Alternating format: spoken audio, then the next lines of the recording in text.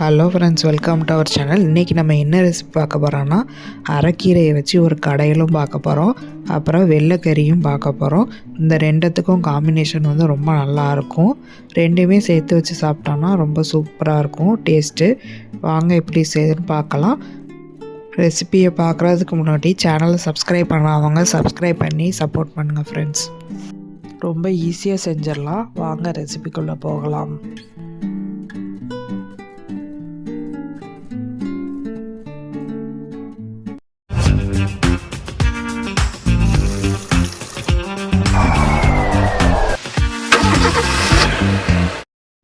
First அரைக்கீரை தான் வைக்கணும். அதுக்கு வந்து நான் 2 வெள்ளைப்பூடு சேர்த்துட்டு, அதுக்கு மேலேயே வந்து கழுவி வச்சு அரைக்கீரையை சேர்த்துட்டு கொஞ்சோண்டு தண்ணி சேர்த்துக்கிடுதேன். இதை வந்து நம்ம திறந்து வச்சு தான் வேக வைக்கணும். மூடி வச்சு கீரையை வேக வைக்கக்கூடாது. நம்ம சோடா உப்பு எதுவுமே சேர்க்க வேண்டாம். கீரை வந்து நல்லா பச்சை பச்சைன்னு தான் இருக்கும். இப்போ நம்ம கீரை கூட உப்பு மட்டும் சேர்த்துக்கிட்டு கீரையை வந்து அரைச்சாச்சு. இப்போ வெள்ளைக்கறி எப்படி வைக்கணும்னு பார்க்கலாம். அதுக்கு தேவையான பொருட்கள் வந்து தக்காளி, முருங்கைக்காய், கத்திரிக்காய், சின்ன வெங்காயம், கொஞ்சோண்டு புளியை வந்து ஊற போட்டிருக்கேன். ஃபஸ்ட்டு வந்து புளியை வந்து கரைச்சிட்டு அதில் வந்து மிளகாத்தூள் சேர்த்துக்கிடணும், சாம்பார் தூள் சேர்த்துக்கிடணும், அப்புறம் தேவையான அளவு உப்பு சேர்த்துக்கிடுதேன், மஞ்சத்தூள் சேர்த்துக்கிடணும், 1 ஸ்பூன் கொத்தமல்லி தூள் சேர்த்துக்கிடணும், காயத்தூள் சேர்த்துக்கிடணும். ஃபஸ்ட்டு வந்து புளியிலே இந்த மசாலா அவ்வளோத்தையும் போட்டுடணும். அப்படின்னா நமக்கு கொதிக்க வைக்கிறதுக்கு ஈஸியாக இருக்கும்.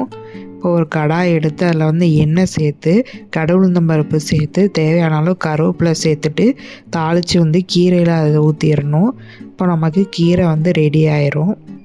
கீரைக்கு நான் எந்த உரமுமே சேர்க்கலை, கடவுளுந்தம்பருப்பும் கருவேப்பிலையும் தான் சேர்த்துருக்கேன். இப்போ அதே கடாயில் எண்ணெய் சேர்த்து வெள்ளைக்கறியை வந்து தாளிச்சிக்கலாம். அதுக்கு கடவுளுந்தம்பருப்பு சேர்த்துருக்கேன். அது பொரிஞ்ச உடனே கொஞ்சோண்டு வெந்தயம் சேர்த்துக்கிடணும் வாசனைக்காக. இப்போ சின்ன வெங்காயம் சேர்த்துக்கிடணும். சின்ன வெங்காயத்தை லேசாக வதக்கி விட்டால் போதும், ஏன்னா நம்ம குழம்புல கொதிக்க தான் வைக்க போகிறோம். இப்போ வாசனைக்காண்டி நான் கருவேப்பிலை சேர்த்துக்கிடுதேன். இப்போ முருங்கைக்காய் சேர்த்துக்கிடணும், கத்திரிக்காய், தக்காளி எல்லாத்தையும் சேர்த்துக்கிடணும்.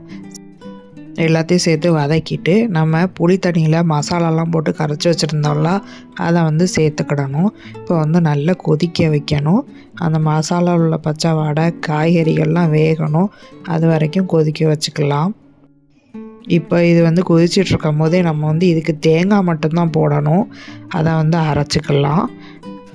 இப்போ மிக்ஸி ஜார் எடுத்து அதில் வந்து தேங்காய் சேர்த்துக்கிடுதேன், வெங்காயம், சின்ன வெங்காயம் சேர்த்துக்கிடுதேன், 1 டீஸ்பூன் வந்து ஜீரகம் சேர்த்துக்கிடுதேன். தேங்காய் வந்து கொஞ்சம் தண்ணி ஊற்றி அரைச்சிக்கிடணும். நம்ம இந்த குழம்புக்கு வந்து பருப்பு சேர்க்க மாட்டோம், அதுக்கு பதிலாக தேங்காய் தான் சேர்ப்போம். அதனால் தேங்காய் வந்து கொஞ்சம் நிறையவே அரைச்சி போட்டால் நல்லாயிருக்கும். பருப்பு வந்து கொஞ்சம் நல்லா கொதித்து காயெல்லாம் வெந்துட்டு இப்போ நம்ம அரைச்சி வச்ச தேங்காவை அதில் சேர்த்துக்கலாம். தேங்காய் கொஞ்சம் அதிகமாக சேர்த்தா தான் குழம்பு வந்து திக்னஸாக வரும். அதனால் தேங்காய் வந்து நம்ம வழக்கமாக சேர்க்குறத விட கொஞ்சம் அதிகமாகவே சேர்த்துக்கலாம். இப்போ வந்து குழம்பு நல்லா கொதித்து வற்றிட்டு நம்ம வந்து வாசனைக்காக கருவேப்பிலை, கொத்தமல்லி சேர்த்துக்கலாம். ரொம்ப ஈஸியான ரெசிபி தான். நீங்களும் ட்ரை பண்ணி பார்த்துட்டு எப்படி இருந்து மறக்காமல் கீழே கமெண்ட் பண்ணுங்கள். சப்ஸ்கிரைப் பண்ணி வச்சுக்கோங்க. மீண்டும் சந்திப்போம். பாய்.